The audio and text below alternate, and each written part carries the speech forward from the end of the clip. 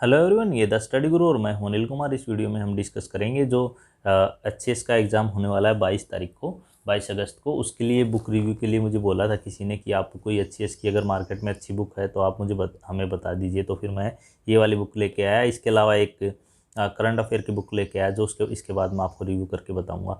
तो इस बुक की हम इस वीडियो में बात करते हैं। तो ये बुक रिव्यू करने से पहले मैंने और मार्केट में बहुत सारी बुक अवेलेबल थी वो भी देखी। इसके अलावा मैंने मेरे जो सीनियर हैं, एक पवन सर हैं, उनसे बात की और एक उनके दोस्त हैं उनसे बात की। तो मैंने पूछा कि एक्चुअली होता क्या है इसमें। तो उन्होंने बताया कि अगर आप हिंदी मीडियम से हो तो लूसेंट भी जो हरियाणा की जीके की लूसेंट मिलती है वो भी ले आओगे तो उससे भी आपका काम चल जाएगा। कुछ फैक्ट्स ऐसे रहते हैं एग्ज़ाम बुक्स में, हर बुक में, कम्पिटिटिव बुक में, जो आपको पता चल जाएगा कि ये फैक्ट गलत है। कौन सा फैक्ट आपको सही मान के चलना है, कौन सा फैक्ट आपको गलत मान के चलना है। जैसे हम बात करते हैं, जैसे हरियाणा की जो अगर आप जीके की बुक लेके आओगे तो उसमें आपको फैक्ट मिल जाएगा, इस तरह का फैक्ट मिल जाएगा लूसेंट में कि जो राजपूत लोगों की उत्पत्ति के बारे में कई विचार हैं। पहला विचार ये है कि वो विदेश मतलब बाहर से आए हैं यहाँ पे। दूसरा विचार ये है कि उनकी उत्पत्ति अग्निकुंड से हुई है। तो वो आपके विवेक पे है कि आप कौन सी चीज़ को सही मानते हो, कौन सी चीज़ को गलत मानते हो, दोनों को सही मानते हो, दोनों को गलत मानते हो। ठीक है। एक फैक्ट में आपको नीचे ये भी वो बोलेगा कि इतिहासकार ये बोलते हैं कि ये इंडिजीनियस पीपल हैं। तो वो आपके ऊपर है, आपने और तरह के जो मटेरियल भी पढ़ा होगा उनसे आपको पता चल जाएगा। इस बुक में जो सही क्या है मैं आपको बता देता हूँ। ये बुक में सबसे सही बात ये है, ज़्यादा बड़ी नहीं है और बुक्स थी, बहुत बड़ी बड़ी बुक्स थी, तो मैं उन बुक्स को नहीं रिकमेंड करना चाहता। इसमें ये है कि एचसीएस के जो प्रीलिम्स के एग्ज़ाम है और उनकी जो स्कीम दे रखी, किस तरह का एचसीएस का एग्ज़ाम किस तरह का रहता है, वो इन्होंने स्कीम दे रखी है। ये कि भाई उसमें सिलेबस ये रहेगा, प्रीलिम्स में 100 नंबर का पेपर रहेगा, सी सेट का 100 नंबर का रहेगा, 33% क्वालिफाइंग रहेगी। फिर उसके बाद मेंस का जो सिलेबस रहेगा उसमें क्या आएगा, हिंदी आएगी, इंग्लिश आएगी, ये सारी चीज़ें इसने बताया। जनरल स्टडी में आपके 2 पेपर रहेंगे, पार्ट 1 पार्ट 2।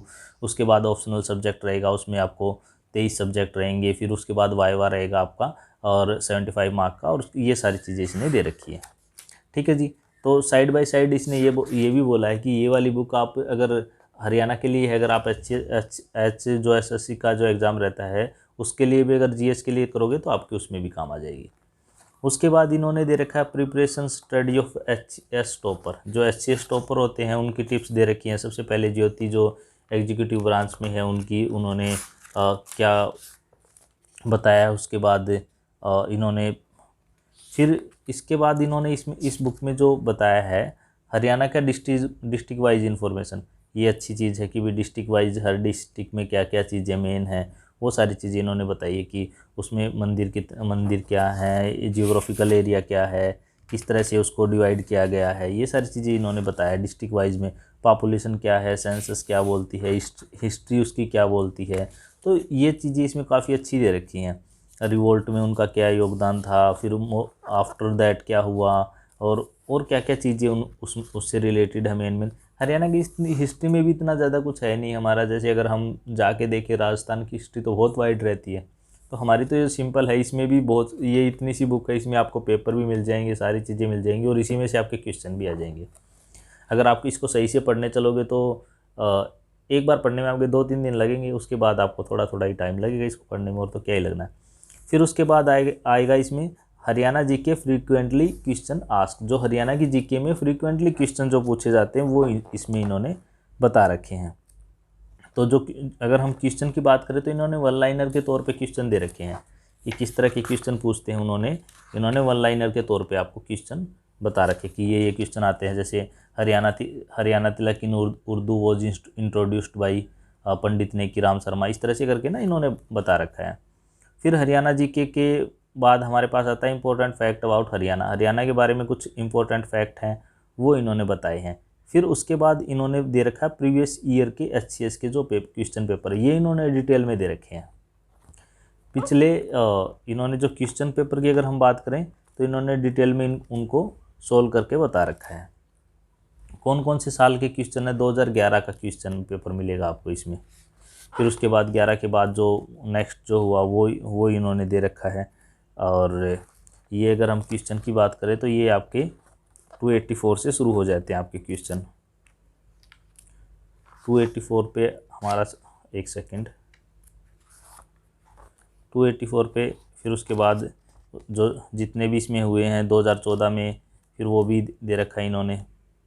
2014 के बाद फिर जो नेक्स्ट जो 17 में हुआ है, और 17 का HCS का था, 19 में हुआ है, वो भी इसमें दे रखा है इन्होंने।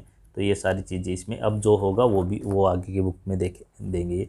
फिर इसके अलावा इन्होंने क्या बोला है, लास्ट 2 ईयर अगर आपको करंट अफेयर चाहिए तो PDF में अवेलेबल है, वो इनके फेसबुक पेज पे जाके डाउनलोड आप कर सकते हो।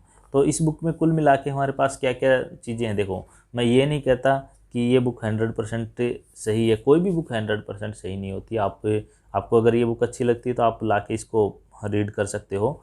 और दूसरा ये था, अगर आपको कोई और बुक रिव्यू करानी है तो आप मुझे बता सकते हो। इसके अलावा एक बुक और लेके आया था मैं HCS की, वो करंट अफेयर से रिलेटेड, वो रिव्यू करके बता दूंगा। लेकिन ये मोर देन इनफ है, अगर आप ये भी पढ़ लोगे तो इसी में से क्वेश्चन आ जाएंगे।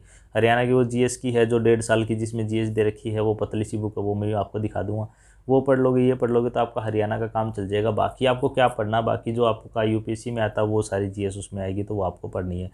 लेकिन मैंने जब मेरे सीनियर से बात की थी तो उन्होंने, वो HCS में ही हैं, तो उन्होंने सिर्फ ये बताया कि अगर आप हरियाणा की GS की बुक लाके वो पढ़ लोगे, उसके अलावा लूसेंट पढ़ लोगे, तो भी आपका प्री में तो काम चल जाएगा। मेंस की फिर आप बाद में देखना। तो अब की बार लेकिन ये है कि CSET आता है तो आपको CSET भी तैयार करके चलना पड़ेगा। CSET क्वालिफाइंग है तो आपको क्वालिफाई तो एटलीस्ट करना ही पड़ेगा। इस वीडियो में इतना ही। थैंक्स।